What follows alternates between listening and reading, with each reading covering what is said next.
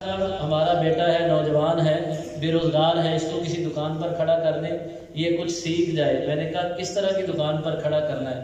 میں نے کہا میرے یار دوستو ہمارے اڈے پر جہان خان قصبہ پر اہل حدیث دکاندار کے ساتھ ہی ہمارا تعلق ہے، تو وہی ہے تو کسی کے پاس کھڑا کر دیتے ہیں۔ کہتا ہے نہیں نہیں، کسی اچھے ماہر بندے کے پاس کھڑا کریں جو اس کو سکھا بھی دے کہ دنیا داری کمانی کیسی ہے۔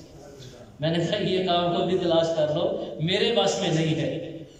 جناب محمد رسول اللہ صلی اللہ علیہ وسلم فرماتے ہیں فاجر آدمی تیز ترار چلاک ہوتا ہے، لوگوں کو اپنی زبان سے دھوکہ دیتا ہے، حتیٰ کہ جناب محمد رسول اللہ صلی اللہ علیہ وسلم فرماتے ہیں ایک آدمی نے اپنی زبان کی تیزی دکھائی، آپ علیہ السلام نے فرمایا اگر اپنی زبان کی چالاکی کی وجہ سے، تیزی کی وجہ سے اگر تم اپنے حق میں مجھ سے فیصلہ کروا لو گے، یہ نہ سمجھنا کہ ہم کامیاب ہو گئے، یہ نہ سمجھنا کہ اپنی زبان کو چلانے کی وجہ سے محمد الرسول اللہ سے فیصلہ اپنے حق میں کروا لیا۔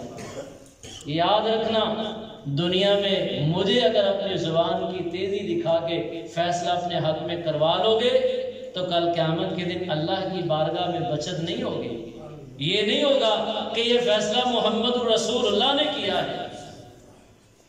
ہاں، جو بندہ سچ بول کر فیصلہ اپنے حق میں رسول اللہ سے کروا لے، چاہے دنیا میں سزا بھی لے لے، وہ کل قیامت کو کامیاب ہو جائے۔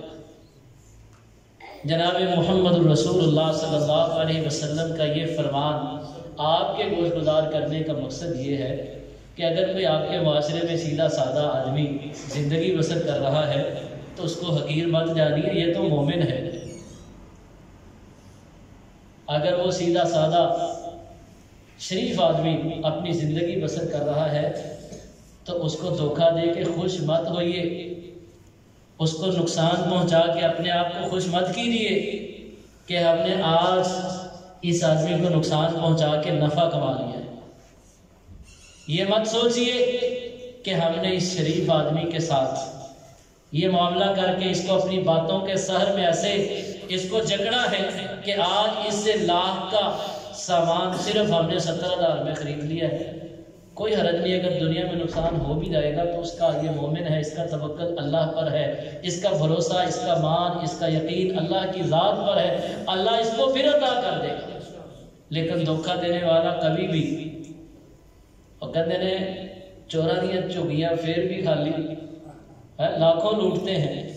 ایک واقعہ، ایک کہاوت شاید میرے ذہن میں آ رہی ہے کہ ایک چور اپنے بیٹے کو ساتھ لے کے کسی ایک جھگی میں چلا گیا چوری کرنے کے لیے، تو اپنے بیٹے کو کہنے لگا کہ میں نے اس گھر میں میں نے جھگی میں اتنی مرتبہ چوری کی ہے جس گھر میں چراغ جل رہا ہے۔ تو بیٹے نے کہا کہ ابا اتنی مرتبہ چوری کرنے کے باوجود اس گھر کا چراغ تو آج بھی جل رہا ہے، اپنے گھر میں کیا ہے؟ کتنی بڑی نصیحت ہے، کتنی بڑی نصیحت کہ لاکھوں روپے ایک ایک رات میں لے کے آنے والا پھر بھوکا ہے، اور جس کے گھر سے لے آیا اللہ اس کو پھر عطا کر دیتا ہے۔ یہ اللہ کی ذات ہے، اللہ اپنے مومن بندوں کو بھوکا نہیں مرنے دیتا۔ معزز سامعین کرام، یہ اپنی بات میں صرف رسول اللہ صلی اللہ علیہ وسلم کی حدیث آپ کے سامنے پیش کرنے کا مقصد یہ تھا کہ ہمارا آنا، آپ کو دعوت دینا ہمارے لیے، آپ کے لیے نجات کا ذریعہ بن جائے۔ ابھی چند منٹ کی گفتگو آپ کے ساتھ تنظیمی کرنی ہے۔ میں دیکھ رہا ہوں کہ بزرگوں سے زیادہ یہاں پر نوجوان ساتھی موجود ہیں۔ جو نوجوان ہیں اپنا ہاتھ کھڑا کریں، جو نوجوان ہیں اپنا ہاتھ کھڑا کریں۔ ماشاء اللہ، سفید داڑھی والے بندے نے نوجوان طرح ہاتھ کھڑا کیتا ہے، اللہ انہوں نے جزائے خیر دے۔